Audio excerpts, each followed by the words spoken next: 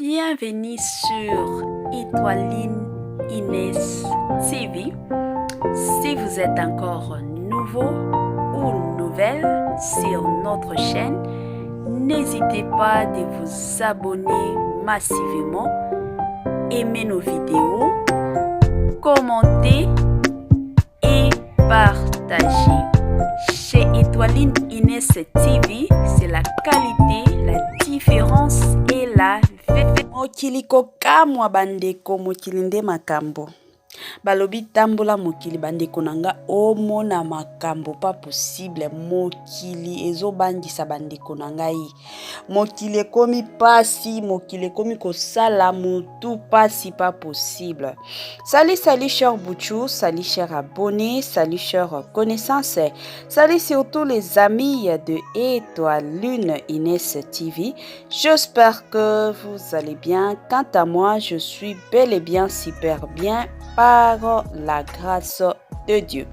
Chers Bouchou, chers abonnés et chers connaissances, yalelo vraiment eza makambo moko e osala pasi. Histoire moko bandeko nanga ezo sala pasi na motema pas possible. Histoire moko ya somo. Yango na osenga na bandeko nanga surtout ba oyo nanu babali te, en tout cas message oyo est concerné bino pas possible. Bolanda penza émission na biso du début jusqu'à la fin pour que vous comprendre nini eleka na situation oyo to na histoire oyo. Alors, avant to bandana moi passage na biso ya lelo to parcours analyse na osenga nanu na batu oyo nyonso tu. Si c'est la toute première fois ya kokota na chaîne na biso, chaîne moko kitoko makasi, chaîne ya batoli pas possible et pourquoi pas chaîne moko ya bana nzambe. Je vous prierai surtout de vous abonner massivement. Abonnez-vous. Cliquez aussi sur la cloche de notification pour surtout recevoir les nouveautés de notre chaîne. Aimez la vidéo, commentez et partagez. En tout cas, ekosala biso oyo tolobaka na biso chaque jour tokoso makasi. Bandeko nanga bozwa nanu bakiti bovanda. Ezalaka bien bolanda bémission na biso boza ya kovanda. Otie moi mai pembeni, otie moi jus pembeni, otie moi sucré na yo pembeni. Côté mosusu ozoliaka, côté mosusu ozomilaka, côté mosusu pe ozolandaka oyo ya bino ya chaque jour na kombo surtout ya Étoiline Inès TV na système kaka ya tokos makasi. Bandeko nanga makambo ezande ya pasi, makambo ezande ya somo surtout na histoire oyo. Histoire oyo eza histoire ya couple moko quand ndenge zalaka ba relation en distance hein.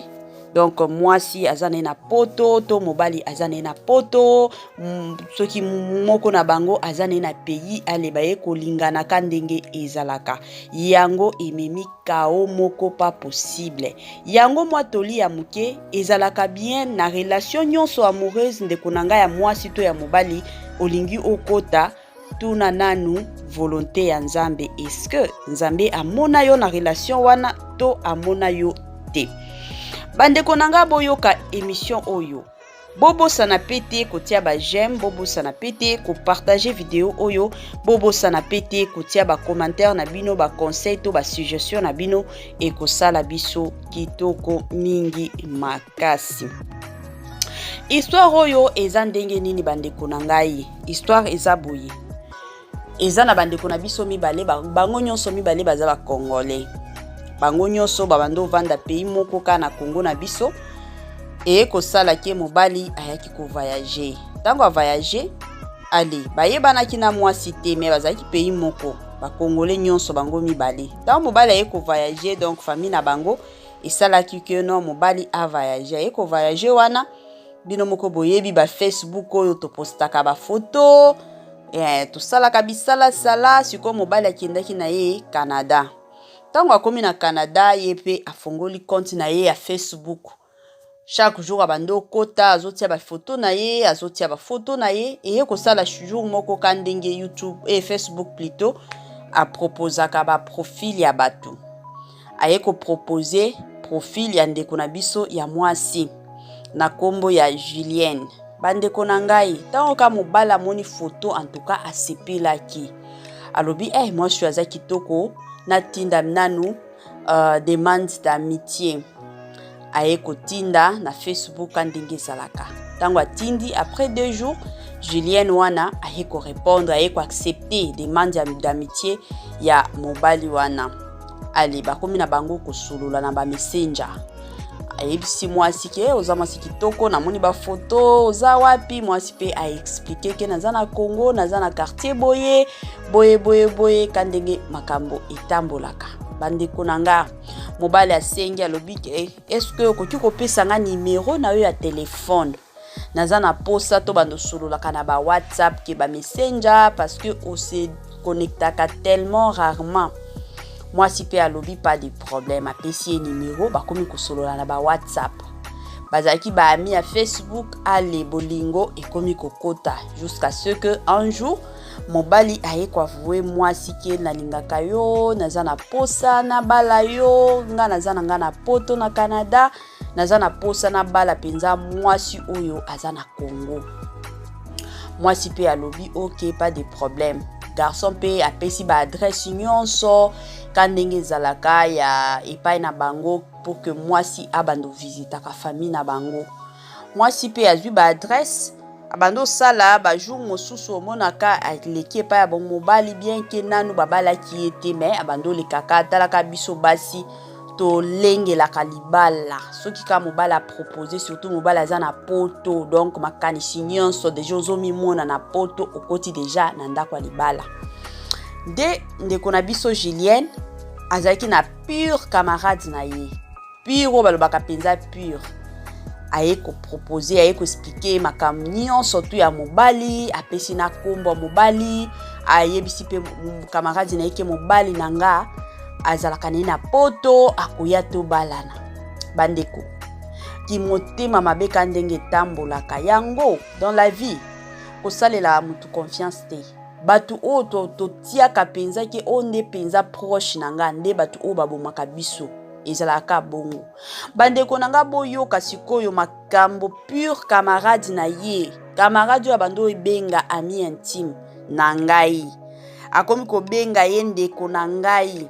Bandeko tango ka ayoka ki kombo ya mobali ya camarade na ye mbala moko ye pe akoti na Facebook akepe kokoma kombo ya mobala ngo azwi mobala amoni mobali wana ye pe atindeli ye nini demande d'amitié kandenge zalaka na ba Facebook. Après quelques jours mobali aye ko accepter. Ye la fille a se présenter kenga naza camarade ya mwasi olingi obala boye. Bon, comme mibali pe balinga bongo soki amoni ke déjà camarade ya mwasi nanga surtout soki mobali aza mosika balinga bongo pona koyeba surtout ba information ya basi. Bandeko nanga mobala ngo asepelaki abeteli pe Julienne histoire kandenge ezalaka nazo solola déjà na camarade na yo kombo na ye boye. Julienne pe alobi pas de problème la sina expliquer ye déjà relation na biso. Pas de problème. Sikoyo ekomi ka mobali muke soki Julienne wana ayebisi mobali ke na ko déplacer lelo na kende pai boye.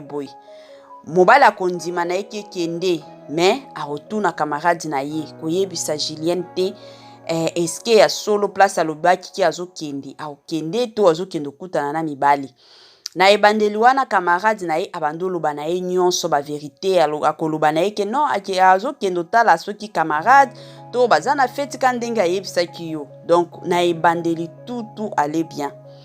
Et ko sala tango mobali akomi ko proposer sikoyo ke il faut batinda mbongo a dot bazo jour a dot il faut ye moko mobali azala pour que makambo nyonso ekende bien. Ye camarade à Julienne aye koyoka ba makambo wana nyonso tu nde akomi ko betela mobali ba masolo ke mwasi na yo kotoyo ki ndumba pas possible.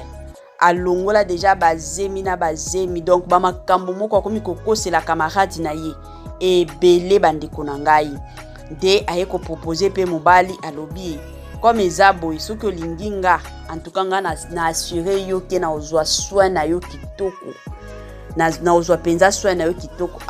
Garçon pe alobi moi si penza liboso na lingaki na Facebook eza nde Julienne yo oza camarade na ye alobi te comme oboyi okoki na yo kobala Julienne mais nga penza na yo tokoki kozala biso kaka bamakangu ntango kozonga na pays en tout cas nga pe na koservir yo naza na nga na problème te kogoute epai ya Julienne kote na nga pe okoya kogoute place omonaki bilenge eza yo moko kokopona bandeko na nga somo kosala bakomi na bango kosolola bolingo pe kote mosusu pe mobali ayosololaka na Julienne bolingo mais moi matata ebandaki ka kokota sikoyo mobali aye kotinda bambongo basomba biloko nyonso alibala biloko nyonso adot ye moko fo akita penza kin akendo bala mwasi na ye bandeko na ngai les jours aye kokita batie na date parce que ayaki une semaine avant cérémonie na bango aye kokita na ye kin kandenge zalaka mwasi yake ayambiye na camarade donc camarade wana makangu ya mobali ya Julienne bandeko na nga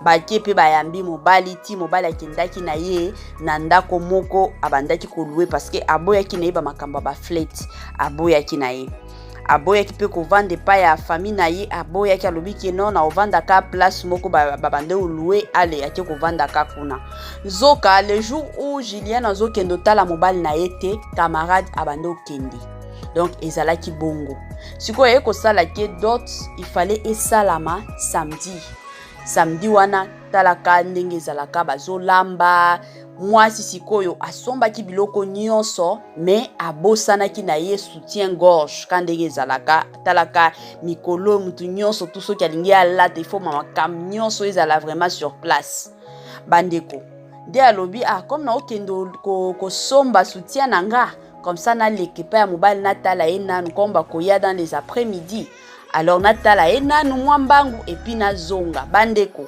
ake na ye na marché asombi na ye soutien na ye bien azo se diriger vers mobali abengi mobali na téléphone mobali azo yamba te alobi te oyo akoki kozala wapi bon nakendeka na ndako kokendeka na ndako comme azalaki pe na fongola ndako ake afongolika ndako boye bandeko nde kokuta akuti mobali na pur camarade na ye bandeko na nga en fragrance de lit bandeko na ngai nde Julienne kopike crise ezalaki somo encore somo makasi bandeko na ngai sikoyo libala wana ekokontinue to libala wana ekufa mobala akomi kosenga babolimbisi bien que ye akweyaki déjà mwasi pe mosusu camarade ya Julienne akomi pe kotomboka batu bayaki ebele batu bakomi koganga bamemi Julienne na hôpital bandeko na nga mais mwasi wana na soni akomi koganga nano abali ete mobala koki ko changer makanisi que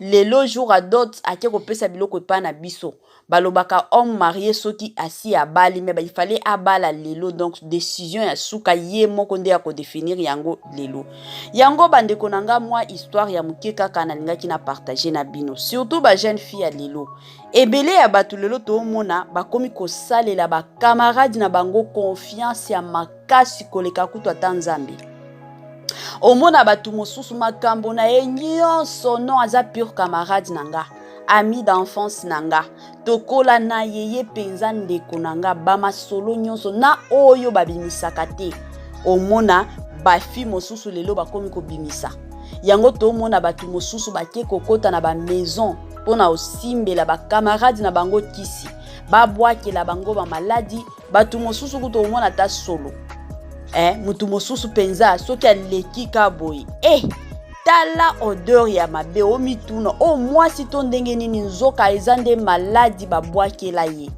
en tout cas bandeko na ngai ya basi bozala prudente place nyonso boza eza na makambo mosusu a vie babetaka lisolo te babetaka penza lisolo te il y a de ces personnes balobaka fi wana zalaka hypocrite ya ye penza bimisaka asi ayebi soki omoni ke mutu dans la vie makambo na ye agardaka ngo akondima na ye akufa nango asi aleka déjà na ba déception to asi ayoka ba histoire ebele yango salaka ke batu mosusu sikoyo balobaka lisusu to ako préféré na ye atikalaka nia na makambo na ye esala ye estomac te l'essentiel aokendeka bongo parce que na monde lelo déception ekomi nango ebele.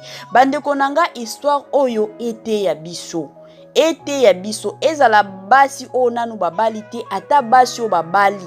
Ete ya biso na vie ya lelo basalela mutu confiance te o nde pire camarade nanga makambo nanga nyonso ya libala na obando betela ye lisolo bandeko peut-être camarade na yo wana na ndako ya libala elle n'est pas heureuse sikoyo yo ozokanisa ke non comme aza camarade nanga aza na ye pire nanga na explikaka ye bandeko vu que ye aza heureuse na ndako ya libala te aoboma oyo ya ye aya kozwa mobali na yo parce que aussi opesa ye déjà ba point faible nyonso ya mobali na yo vie ya lelo ezotambola bongo alors tozala vigilante na makambo nyonso bandeko nanga tosala en tout cas tokomi na biso na mwa suka ya mwa partage na biso ya lelo ka ndenge ezalaka na olinga nanu na pesa mwa bambote ya kitoko bambote surtout na batu na biso oyo penza bazalaka wao na pesi nanu bambote na baabone nyonso ya Etoiline Ines TV